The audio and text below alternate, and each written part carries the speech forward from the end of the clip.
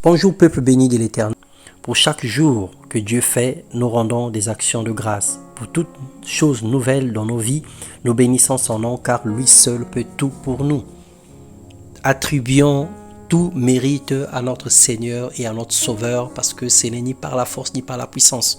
Ce n'est ni même pas par notre intelligence ni par nos capacités et forces physiques. Mais c'est par la grâce de Dieu que nous puissions tout parce qu'il nous fortifie. Ce matin, nous allons partager la parole de Dieu sous le thème « L'espérance du salut » ou « L'espérance de la vie éternelle ». Et nous lisons dans Jean 3, le verset 16, il est écrit « Oui, Dieu a tant aimé le monde qu'il a donné son son unique, pour que tous ceux qui placent leur confiance en lui échappent à la perdition et qu'ils aient la vie éternelle. » Et dans d'autres versions, nous disons « Car Dieu a tant aimé le monde qu'il a donné son Fils unique, afin que quiconque croit en lui ne périsse pas, mais qu'il ait la vie éternelle. » La promesse du salut est réelle pour la plupart des chrétiens, mais la certitude d'un paradis demeure un rêve, demeure une illusion pour certains.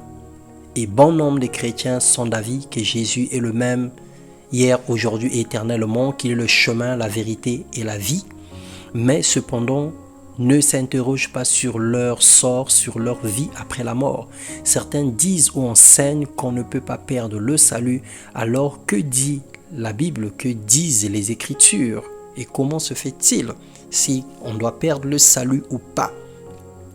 La Bible déclare qui séjournera dans sa tente, qui séjournera dans la maison de l'Éternel, qui sera avec l'Éternel dans les fins de temps, qui sera avec lui lorsque il reformera le monde, lorsqu'il reviendra dans sa gloire, qui sera avec lui, qui demeurera dans sa montagne sainte. La Bible répond à plusieurs questions. La Bible répond à cette question de plusieurs manières. La Bible dit premièrement que c'est celui qui marche dans l'intégrité. Aujourd'hui, même si tu as accepté le Seigneur Jésus-Christ comme ton Seigneur et ton Sauveur et que tu es devenu chrétien, tu fréquentes une église, mais si tu ne marches pas dans l'intégrité, il serait difficile pour toi de demeurer dans la montagne sainte. Celui qui pratique la justice et qui dit la vérité selon son cœur, celui qui ne calomnie point avec sa langue, celui qui ne fait point de mal à son semblable, celui qui ne jette point l'opprobre sur son prochain, celui qui ne regarde pas avec dédain, celui qui est méprisable, mais il honore ceux qui craignent l'Éternel, il ne se rétracte point s'il fait un serment à son préjudice. Il n'exige point d'intérêt à son argent, il n'accepte point de don contre l'innocent. C'est celui qui se conduit ainsi ne chancelle pas. C'est celui qui se conduit ainsi qui demeurera dans la montagne sainte, dit le Seigneur. Que celui qui a des oreilles entende ce que l'Esprit dit aux églises. À celui qui vaincra, je donnerai à manger de l'arbre de vie qui est dans le paradis de Dieu. Apocalypse 2, 7 et le Psaume 15. Le Seigneur nous exhorte à persévérer, malgré que nous avons cru en lui, malgré que nous avons accepté comme son Seigneur et son Sauveur, mais nous avons l'obligation, sinon la responsabilité, de marcher de façon intègre, de marcher de façon droite, de soigner notre vie, de soigner notre marche, de soigner nos pensées, de soigner notre façon de faire des choses, de soigner notre façon de servir Dieu.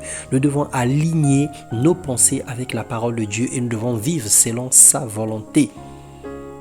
Ce matin, nous allons prier le Seigneur. Nous disons, Seigneur, fais renaître en nous l'espérance de la vie éternelle.